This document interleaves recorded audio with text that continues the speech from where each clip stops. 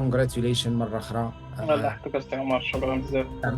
مو شي حاجه اتس لايف تشينجين انك تاخذ تقريبا 10 يعني 10 ديال المليون على الطبله، حيت إلا تقارنها مع الواقع ولا مع شي حاجه تراديسيونيل غتبقى تما عمرك ويلي جمعت. دابا لا، بس هذاك التخوف ديال الايام ما عندك شنو نقول له، لا يمشي يشوف ما يعجبوش السطور نوريه الات ما يعجبوش، داك التخربيق صافي يعجبو ما يعجبوش، راه كاين اللي سايق في البروسيس ديالك، سايق في راسك، سايق في كلشي.